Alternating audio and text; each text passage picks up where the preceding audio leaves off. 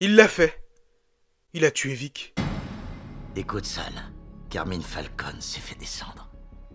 Et moi, je suis là.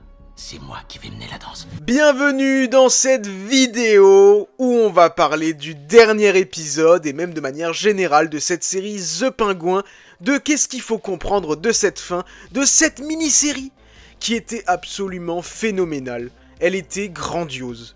C'est probablement l'une de mes séries préférées maintenant, c'est obligé. Elle était géniale. Et honnêtement, au début, j'y croyais pas vraiment à ce projet. J'ai toujours été pour, dans le sens où Batman est mon personnage préféré, donc forcément, des séries sur son lore, sur les vilains, etc.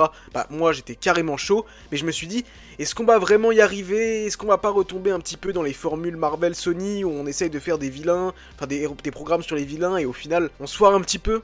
J'avais vraiment cette peur, mais cette série est... Elle est juste géniale.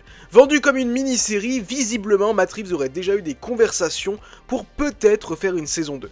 J'avoue que là, sur le coup, je vois pas l'intérêt d'avoir une deuxième saison. Que l'intrigue de Oz et du Pingouin se poursuive évidemment dans les prochains films The Batman, c'est tout à fait logique.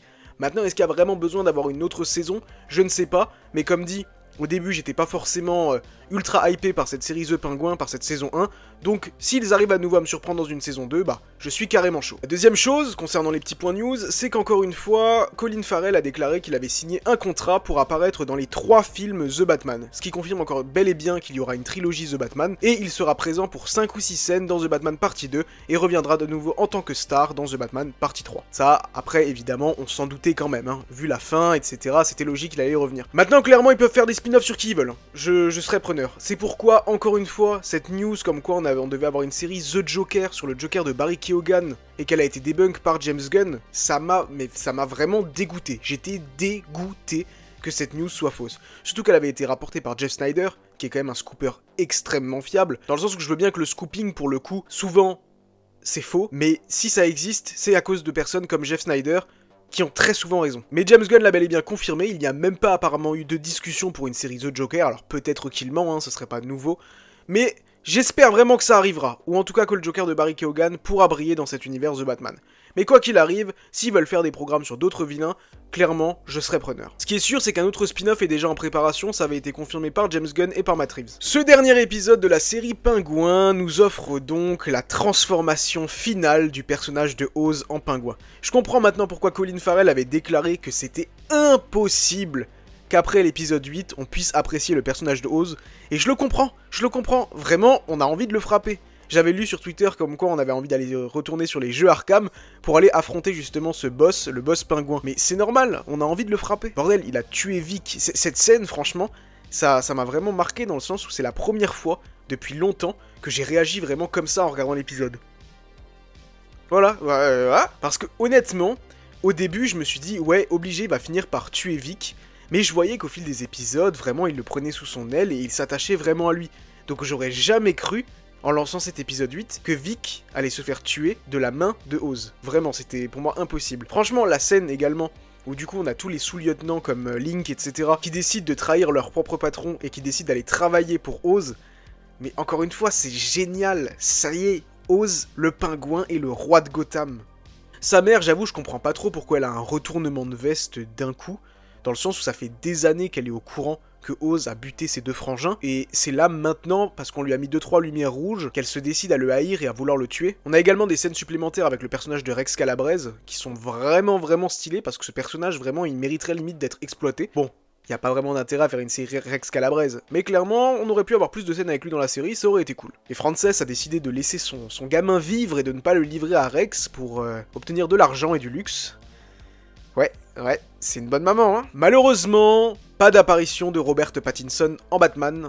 J'avoue que j'y ai cru jusqu'au bout, mais on a quand même le droit évidemment au bat signal qui s'allume au moment où Oz dit que forcément plus personne ne pourra l'atteindre, et que c'est confirmé par Eve, et d'ailleurs cette scène est un peu malsaine. C'est là qu'on voit qu'en fait Oz a totalement vrillé. Vraiment, c'est là qu'on se rend compte que ce mec est un vrai psychopathe. Et sa tenue qu'il a tout à la fin, mais franchement, j'ai adoré. Ça y est, c'est officiellement devenu le pingouin. C'est dommage, franchement, juste qu'on n'ait même pas eu une scène où il porte son chapeau. Alors on se voit clairement que Oz va essayer de briguer la mairie. Pas pour ses élections forcément, puisque Bella Real vient d'être élue, à moins qu'il envisage peut-être une tentative d'assassinat. Venant d'Oz, ce serait pas vraiment choquant.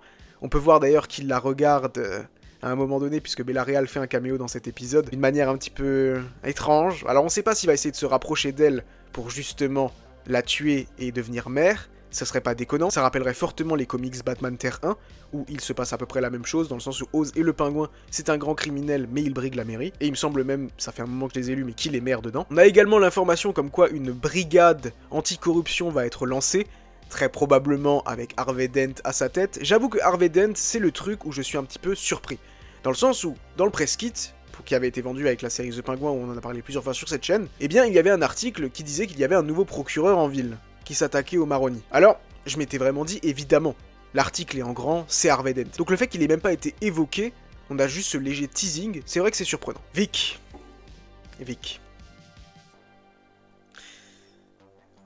J'ai pas fini d'en parler de Vic parce qu'en fait Vic c'est vraiment la tragédie de cette série, dans le sens où... Ouais, non, franchement, je sais même pas quoi dire, je suis trop triste encore. On en reparlera. Maintenant, il va falloir qu'on m'explique quand même plusieurs choses. Dans le sens où le bat-signal s'allume, pour faire évidemment écho au fait que maintenant, Batman va venir lui régler son compte à un moment donné, qu'il doit se méfier de lui. J'aurais quand même un problème avec cette série, et c'est le seul problème que j'ai, c'est que comme dit, les criminels n'ont pas peur de Batman. Dans le press kit, on avait eu un petit dessin qui évoquait le fait que Batman aurait apparemment disparu. Donc...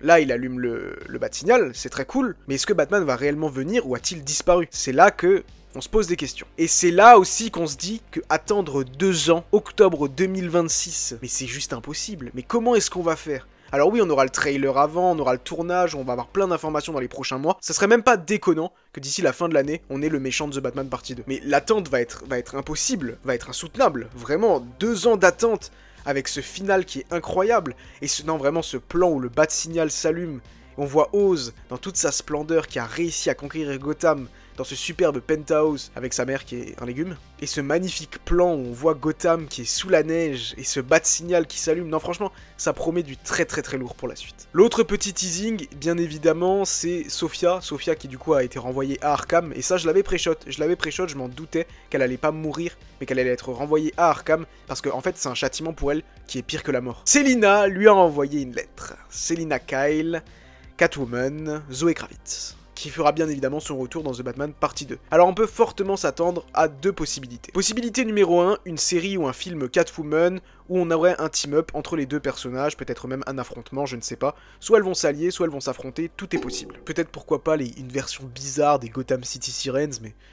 à voir. L'autre possibilité, qui est plus simple, et à mon avis c'est juste ça ce qui va arriver, c'est que Sophia reviendra dans The Batman partie 2, et que du coup, elles vont quand même se rencontrer dans ce 2e film. Et j'adore parce que, à la fois en fait, on a plein d'informations qui tombent sur The Batman partie 2, mais j'ai l'impression qu'on ne sait rien sur le film.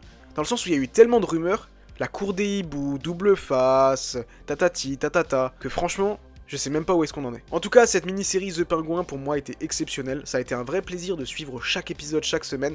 J'ai arrêté les analyses parce que en fait, le problème c'est qu'il n'y avait pas grand chose à analyser, dans le sens où il n'y avait pas énormément d'easter eggs dans cette série. À part un épisode, c'était l'épisode flashback, où là ils se sont lâchés avec...